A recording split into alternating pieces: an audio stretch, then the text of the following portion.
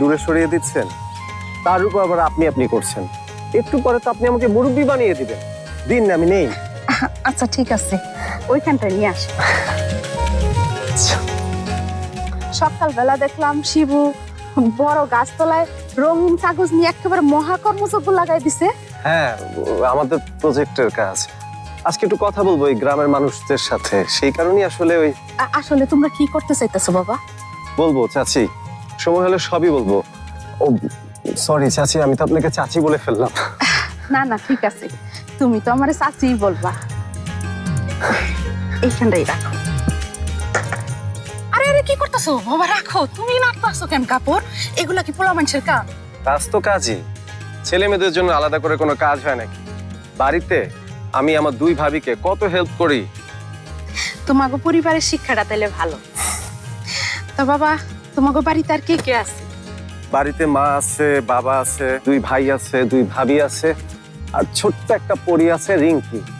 তোমার বাস্তি? হ্যাঁ, অনেক দুষ্টু। আমাকে জবার চাইতো? তা মনে হয় না। আচ্ছা চাচি, একটা কথা জিজ্ঞেস করব? তুমি মেহমান মানুষ, একটা কেন, একটার বেশি ইজি গাও, আমি কিছু বলবো না। জবার বাবা মা আসলে কোথায়?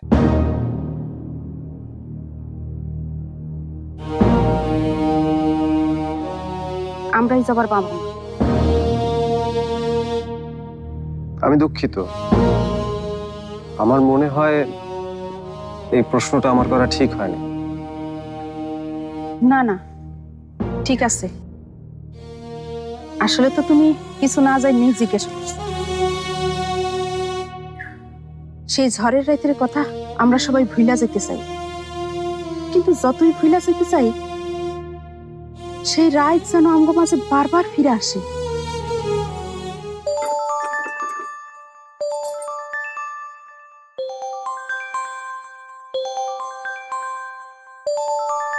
ফোনের আওয়াজে কানটা ঝালাপালা হয়ে যাইতেছে। এই লোক ফোন রেখে গেল কই? কইছিলাম যখন তখন বাড়ির বাইরে বের না হতে। কই যাইতে পারে?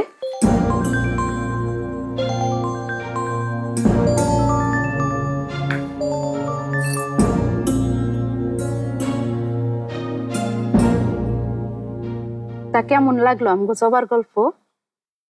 মিস্টেরিয়াস কি মানে অদ্ভুত।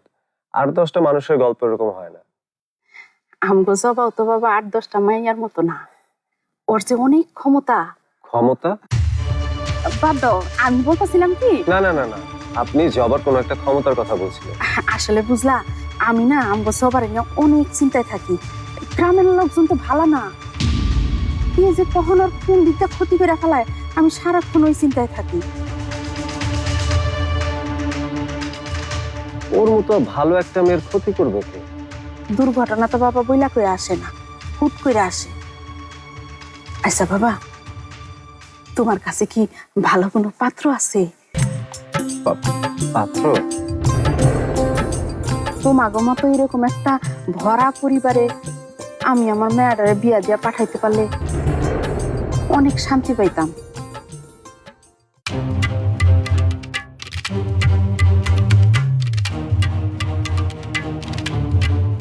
কিরে, তুই এখনো কলেজে যাস নাই? না যায় কি ভুল করলাম নাকি?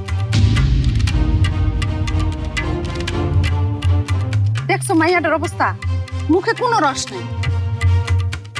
শোন, পোলাটা কিছু চিনে না বইলা ঘর থেকে বাইরে হইতে পারতাছে না। তুই কলেজে যাওয়ার সময় ওর একটু বাজারটা চিনাই দিয়ে যাবে। আর শিবু কি নাকি সব আয়োজন করতেছে। আর বাবা, তোমারে যেটা আমি কইলাম ওইটা কিন্তু মনে রাখো।